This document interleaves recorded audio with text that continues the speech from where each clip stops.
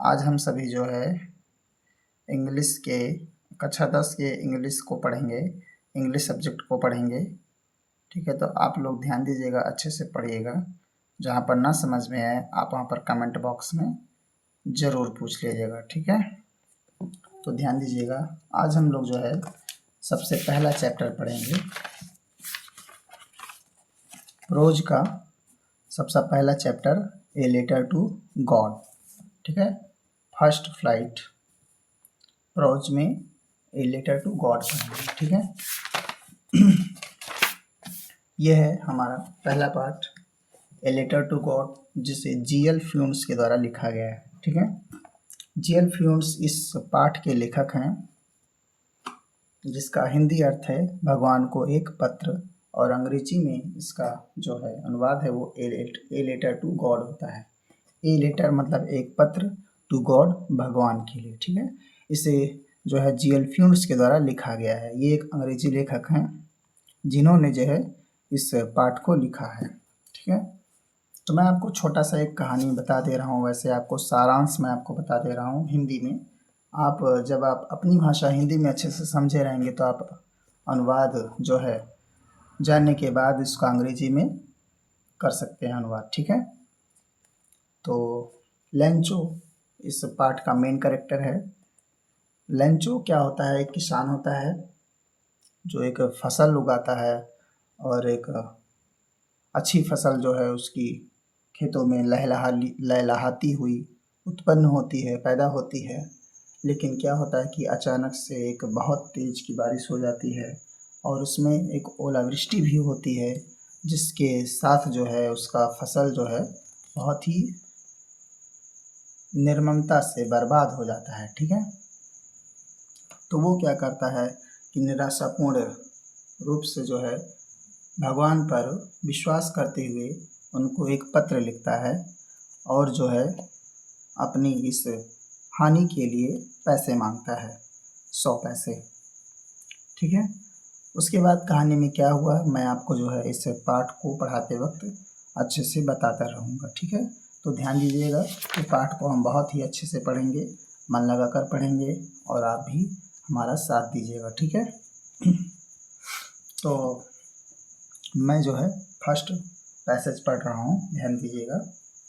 The house the only one in the entire valley. The house the only, एक ऐसा अकेला घर, in the entire valley, पूर्ण घाटी में, यानी पूरी घाटी में, एक ऐसा घर पूरी घाटी में, सेट ऑन, स्थित था, क्रेस्ट ऑफ ए लो हिल। लो हिल मतलब होता है, हिल मतलब होता है पहाड़ी, लो मतलब निचली, यानी निचली पहाड़ी के चोटी पर। क्रेस्ट मतलब होता है चोटी। ठीक है, तो एक ऐसा अकेला घर था पूरी घाटी में जो निचली पहाड़ी के चोटी पर स्थित था। ठीक है, फ्रॉम हिज हाइट, उसकी ऊंचाई से, यानी पहाड़ी की ऊंचाई से, वन कुड, कोई भी देख सकता था, वन कुड सी, कोई भी देख सकता था, द रिवर, नदियों को, and the field of ripe corn, और पके हुए अनाजों के खेतों को देख सकता था, डॉटेड विद, जो कि बिछे हुए होते हैं, विद द फ्लावर्स, फूलों से, यानी फूलों से बिछे हुए और पके हुए अनाजों के खेतों को देखा जा सकता है। और किसको देखा जा सकता है? नदियों को देखा जा सकता है। कहाँ से देखा जा सकता है? उस निचली पहाड़ी की। ठीक है, उस निचली पहाड़ी की ऊंची चोटी से कोई भी जो है इसे देख सकता है। दैट ऑलवेज, जो कि हमेशा वादा करता है। ठीक है, कौन वादा करता है? लेंचो नहीं वादा करता है, वो फसल, वो खेत, वो मिट्टी वादा करती है।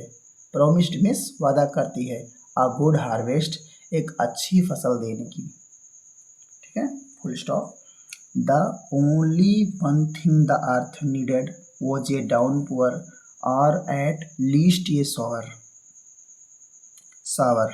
ठीक है, द ओनली वन थिंग, केवल एक ही चीज की आवश्यकता थी, नीडेड मतलब होता है आवश्यकता, अर्थ मतलब पृथ्वी, यानी पृथ्वी को केवल एक ही चीज़ की आवश्यकता थी, वाज ये डाउन पुअर, एक मूसलाधार अथवा एटलीस्ट ये शॉवर, कम से कम एक बारिश की, ठीक है, एक मूसलाधार अथवा एक बारिश की आवश्यकता थी। किसको आवश्यकता थी? पृथ्वी को, ठीक है।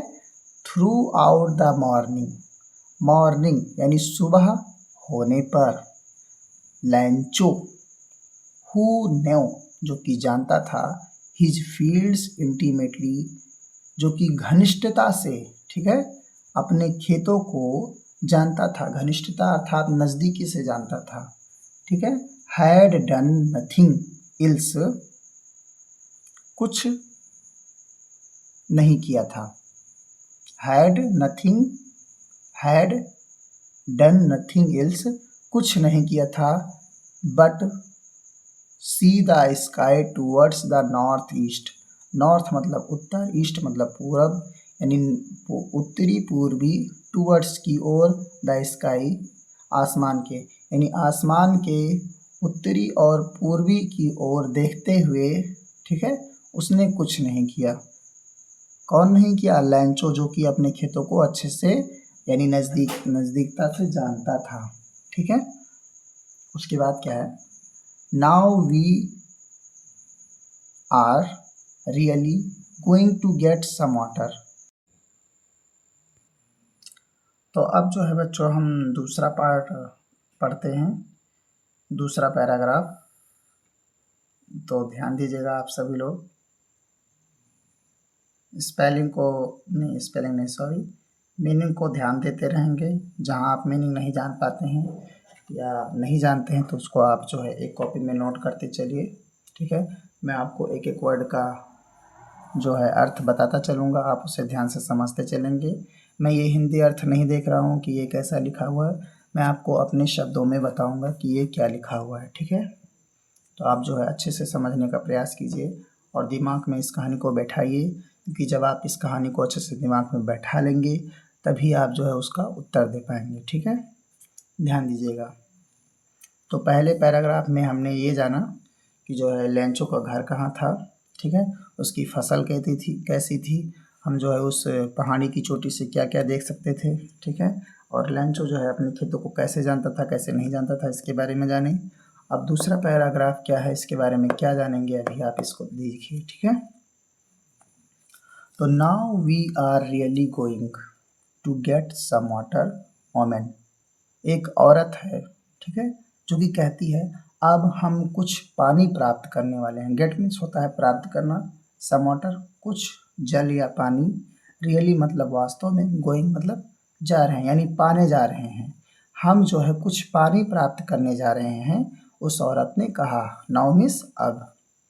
The woman was who, the woman was who वह औरत, हु मतलब जो, वाज प्रिपेयरिंग जो कि तैयार कर रही थी, सपर रात्रि का भोजन तैयार कर रही थी, रिप्लाइड उत्तर देती है, यस हाँ, गॉड विलिंग अगर परमात्मा की इच्छा होगी, ईश्वर की इच्छा होगी तो जो है बारिश होगी वरना नहीं होगी, ठीक है। द ओल्डर बॉयज जो बड़े उम्र के लड़के थे, वर वर्किंग कार्य कर रहे थे, काम कर रहे थे, इन द फील्ड खेतों में काम कर रहे थे, while the smaller, while means जबकि, द स्मॉलर वंस जबकि छोटे बच्चे, वर प्लेइंग खेल रहे थे, नियर मीन्स नज़दीक, द हाउस घर के, जबकि छोटे बच्चे जो है घर के नज़दीक खेल रहे थे, अनटिल जब तक खेल रहे थे, तब तक खेल रहे थे जब तक, the woman called to them all जब तक कि उन सभी को जो है वो महिला यानी वो औरत जो है बुला ना ले, कम फॉर डिनर रात्रि के भोजन के लिए बुला ना ले, ठीक है, तब तक जो है वो खेल ही रहे थे। It was during the meal that यह भोजन करने का समय था, जस्ट एज लैंचो जैसा कि लैंचो ने, हैड प्रेडिक्टेड भविष्यवाणी किया था, प्रेडिक्टेड मतलब होता है भविष्यवाणी करना, बिग ड्रॉप्स ऑफ रैन वर्षा की बड़ी बूंदें, बिगेन टू फॉल गिरने लगी, बिगेन मतलब होता है प्रारंभ होना, ठीक है, टू फॉल गिरने लगी, यानी वर्षा की बूंदें जो है वो आरंभ हो गई गिरने के लिए। ठीक है, इन द नॉर्थ ईस्ट, उत्तर पूर्व दिशा में, ह्यूज माउंटेन्स ऑफ क्लाउड्स, बड़े पहाड़ों, क्लाउड्स ऑफ क्लाउड्स मतलब बादलों के, ठीक है, यानी बड़े पहाड़ों से जो बादल थे, कुड बी सीन देखे जा सकते थे, अप्रोचिंग आते हुए यानी पहुंचते हुए देखे जा सकते थे। ठीक है, द एयर वाज फ्रेश, और उस समय की जो हवा थी, एयर मीन्स हवा, वाज फ्रेश ताजी थी, एंड स्वीट मधुर थी, यानी अच्छी थी। द मैन वेंट आउट, मनुष्य जो है वेंट आउट बाहर निकले, फार नो अदर रीजन किसी अन्य कारण से नहीं निकले, than to have the pleasure यानी आनंद लेने के लिए निकले, ऑफ फीलिंग द रैन वर्षा के महसूस को, ठीक है, यानी वर्षा के आनंद को जो है आनंदित होने के लिए बाहर निकले, ऑन हिज बॉडी अपने शरीर पर, यानी अपने शरीर पर वर्षा की बूंदों का अनुभव करने के लिए जो है वो बाहर निकले। ठीक है, कहाँ निकले? बाहर निकले अपने घर से। And when the returned he exclaimed, और वापस आते हुए एक्सक्लेम्ड मतलब कहा, ठीक है, क्या कहा? These are not rain drops, यह वर्षा की बूंदें नहीं हैं, फॉलिंग फ्रॉम द स्काई जो कि आसमान से गिर रहे हैं, दे आर न्यू कॉइन्स बल्कि एक ये नए सिक्के हैं। ठीक है, ये वर्षा की बूंदें नहीं है जो आसमान से गिर रही हैं, बल्कि ये एक नए सिक्के हैं। ठीक है, the big drops are 10 cents, जो बड़ी बूंदें हैं वो 10 पीसोज के हैं, and the little ones are 5, और जो छोटी बूंदें हैं वो 5 सेंट के हैं। तो इस पैराग्राफ में इतना ही था। ठीक है, दूसरे पैराग्राफ में ये समझा कि एक महिला जो है भोजन बना रही थी और उसके घर के किनारे जो है कुछ बच्चे खेल रहे थे। वो जो है बच्चों को बुलाती है भोजन के लिए। ठीक है, और तब तक क्या होता है जैसा जैसा और तब तक क्या होता है कि जैसा लैंचो ने कहा था कि बारिश जो है होगी, वो होने लगती है। ठीक है, और इस बारिश का अनुभव लेने के लिए जो है सभी मनुष्य जो है अपने घरों से बाहर निकलते हैं। ठीक है, फिर इसके बाद क्या होता है हम जो है अगले पैराग्राफ में इसे देखते हैं। With A satisfied expression, with A satisfied expression, एक संतुष्ट पूर्ण भाव के साथ। विद मतलब होता है साथ, सेटिस्फाइड का मतलब होता है संतुष्टिपूर्ण, और एक्सप्रेशन का मतलब होता है भाव। He regarded the field of ripe corn with its flowers draped in a curtain of rain. ठीक है, एक संतुष्ट पूर्ण भाव के साथ ही रिगार्डेड वह देखा, the field of ripe corn, regarded का मतलब होता है देखना, द फील्ड मतलब खेतों को, ऑफ राइप पके हुए, कॉर्न मतलब अनाज, यानी पके हुए अनाजों को देखा जा सकता था, विद ईट्स फ्लावर उनके फूलों के साथ, यानी भाई अनाज जो होता है उसके अंदर फूल होता है तो उन फूलों के साथ जो इसको देखा जा सकता था। एक संतुष्ट पूर्ण भाव के साथ जो है पके हुए खेतों को, यानी पके हुए अनाज के खेतों को उनके फूलों के साथ देखा जा सकता था। ड्रेपेड इन ए कर्टन ऑफ रैन, जो कि वर्षा के आवरण से ढके हुए थे। ड्रेपेड मतलब होता है ढके होना, इन ए कर्टन एक आवरण से ढके हुए, ऑफ रैन वर्षा के। बट सडनली लेकिन अचानक, स्ट्रॉन्ग विंड, अचानक जो है एक स्ट्रॉन्ग विंड, एक तेज की हवा, बिगेन टू ब्लो, बिगेन मतलब होता है प्रारंभ हो जाना, और टू ब्लो मतलब होता है बहने लगती है। ठीक है, चलने लगती है। And long along with the rain, वर्षा के साथ, और वर्षा के साथ जो है वेरी लार्ज हेलस्टोन्स, बहुत ही बड़े बड़े ओले गिरने लगते हैं, ओले, ठीक है, पत्थर के ओले गिरने लगते हैं। बिगेन टू फॉल, गिरने लगते हैं। दीज ट्रूली डिड रिसेंबल, यह पूर्ण रूप से समान था। न्यू सिल्वर कॉइन्स, नए चांदी के सिक्के के समान, ठीक है, यह पूर्ण रूप से एक नए चांदी के सिक्के के समान था। द बॉयज एक्सपोजिंग देमसेल्व्स, जो लड़के थे वो भीगते हुए, ठीक है, the boys exposing themselves to the rain, लड़के जो है भीगते हुए, वर्षा से भीगते हुए, स्वयं जो है वर्षा से भीगते हुए, देमसेल्व्स मतलब होता है स्वयं, और रैन मतलब होता है बारिश से, यानी वो लड़के जो है बारिश से भीगते हुए स्वयं को रैन आउट, बाहर निकालते हैं। टू कोलेक्ट, इकट्ठा करने के लिए, द फ्रोजन पर्ल्स, फ्रोजन मतलब जमे हुए, पर्ल्स मतलब होता है मोतियों को, यानी जमे हुए मोतियों को इकट्ठा करने के लिए बाहर निकलते हैं। It's really getting bad now, अब यह वास्तव में, वास्तविकता में बुरा हो रहा था। एक्सक्लेमेड द मैन, एक मनुष्य ने कहा। I hope it Passage quickly, I hope, hope मतलब होता है आशा करना, मैं आशा करता हूँ, इट यह पासेज गुजर जाएगा, क्विकली शीघ्रता से या जल्द ही गुजर जाएगा। इट डिड नॉट पास, यह जल्द ही नहीं गुजरता है, क्विकली मतलब जल्द ही नहीं गुजरता है। फॉर एन हावर, एक घंटे तक, फॉर एन हावर, एक घंटे तक। द हेल रैंड, ओले बरसते हैं। ऑन द हाउस, घरों पर बरसते हैं। द गार्डन, बगीचों पर। द हिल साइड, पहाड़ी के निचली भाग पर। द कॉर्न फील्ड, पके हुए अनाज के खेतों पर।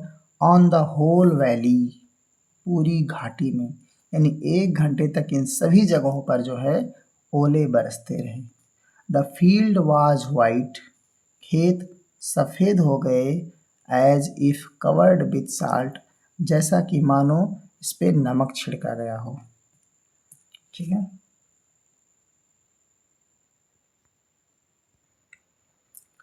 इसके बाद जो है बच्चों हम अगला पैराग्राफ देखते हैं कि क्या हुआ इस कहानी में आगे लैंचो के साथ।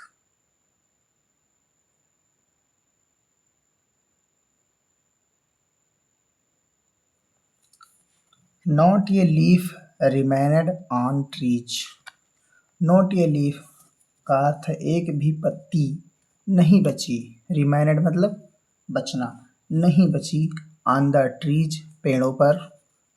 The corn was totally destroyed, corn मतलब होता है अनाज, वाज टोटली मतलब पूरी तरह से, डिस्ट्रॉयड नष्ट हो गई थी। द फ्लावर्स वर गॉन, फूल जो है जा चुके थे। फ्रॉम द प्लांट्स, पौधों से, अर्थात जो है पौधों से जो फूल थे वो गिर चुके थे। Lencho's soul was filled with sadness, जो लैंचो की आत्मा थी, यानी जो उसका हृदय था, वो पूरी तरह दुख से भर गया था, ठीक है। फील्ड मतलब भर जाना, सैडनेस मतलब दुख से भर गया था। When the storm had passed, जब तूफान थम गया, यानी तूफान जो है समाप्त हो गई। He stood, वह खड़ा हुआ। In the middle of the field, खेत के बीचों बीच में खड़ा हुआ। मिडिल मतलब बीच में, स्टूड मतलब खड़ा होना, ही मतलब वह, फील्ड मतलब खेत। एंड said, और कहा, टू हिज सन्स, अपने पुत्रों से, सन्स मतलब पुत्रों से, हिज मतलब अपने, said मतलब कहा, अपने पुत्रों से कहा। अ प्लेग ऑफ लोकस्टस, लोकस्टस, ठीक है, एक टिड्डियों का दल भी, वुड हैव लेफ्ट, छोड़ जाता है। मोर देन दिस, इससे भी ज़्यादा छोड़ जाता है। उसके कहने का अर्थ यहाँ पर यह है कि जो बारिश हुई है, तूफान हुआ है, ओलावृष्टि हुई है, उसके द्वारा पूरी फसल नष्ट हो गई है, कुछ नहीं बचा। तो उसके बजाय जो टिड्डियों के दल हैं वो भी थोड़ा बहुत फसल नुकसान कर जाते हैं, लेकिन पूरी फसल नुकसान नहीं करते हैं। लेकिन इस ओलावृष्टि ने तो पूरी फसल ही नुकसान कर दी, यानी कुछ नहीं बचा है। ठीक है, द हेल वॉज लेफ्ट, जो ओलावृष्टि है वो लेफ्ट कर गई। ठीक है, लेफ्ट का अर्थ ये होता है कि यहाँ पर कुछ नहीं छोड़ा। ठीक है, द हेल हैज लेफ्ट, ओलावृष्टि ने यहाँ पर कुछ नहीं छोड़ा। नथिंग मतलब कुछ नहीं। ठीक है, this year we will have no corn, इस वर्ष जो है हमें कोई अनाज नहीं मिलेगा, यानी हमारे यहाँ पर कोई अनाज नहीं होगा, क्योंकि पूरा फसल जब नष्ट हो गया तो कोई अनाज होगा ही नहीं अब। दैट वॉज ये सारोफुल वन, वह रात्रि जो है एक दुखद पूर्ण थी सभी किसानों के लिए। भाई सबकी फसल बर्बाद हो गई थी ओलावृष्टि से, तो उस दिन जो है सब लोगों ने बहुत रोया, परेशान हुए कि अब जो है फसल नहीं हुई है तो हमें साल भर भूखा रहना पड़ेगा। और उसमें एक लैंचो था, वो बहुत ही ज़्यादा दुखी था। ऑल आवर वर्क, जो हमारी सारी मेहनत थी, हमारा जो सारा कार्य था, फॉर नथिंग, बेकार हो गया, व्यर्थ हो गया। भाई एक फसल को उगाने में बहुत मेहनत लगता है, और जब वो फसल जो है आसानी से नष्ट हो जाए तो बहुत ही दुखी होता है मन। ठीक है, तो वो अपना दुख जो है यहाँ पर प्रकट कर रहा है बहुत ही अच्छे से। ठीक है, देयर इज नो, यहाँ पर कुछ नहीं, कोई नहीं है। नो वन, यहाँ पर कोई नहीं है। हु कैन हेल्प अस, जो हमारी सहायता कर सके। We will all go hungry this year, इस वर्ष हम सभी को भूखा रहना पड़ेगा। ये सारी बातें वो अपनी पुत्रों से कहता है। ठीक है, यहाँ पर ध्यान दीजिएगा। और वह टिड्डियों को लेकर भी कहता है कि टिड्डी जो है आती हैं अपना समूह लेकर, तो वो थोड़ा बहुत ही भाग फसल नष्ट करती हैं, बाकी कुछ भाग तो बचा देती ही हैं। लेकिन जो ओलावृष्टि आई इसने थोड़ा सा भी अनाज नहीं बचाया, पूरी तरह से पूरा फसल ही नष्ट कर दिया। तो इस वीडियो के इस पहले भाग में हम यहाँ तक ही पढ़ेंगे। नेक्स्ट वीडियो में जो है हम अगला पैराग्राफ पूरी लास्ट तक जो है पढ़ेंगे। ठीक है, वीडियो देखने के लिए धन्यवाद।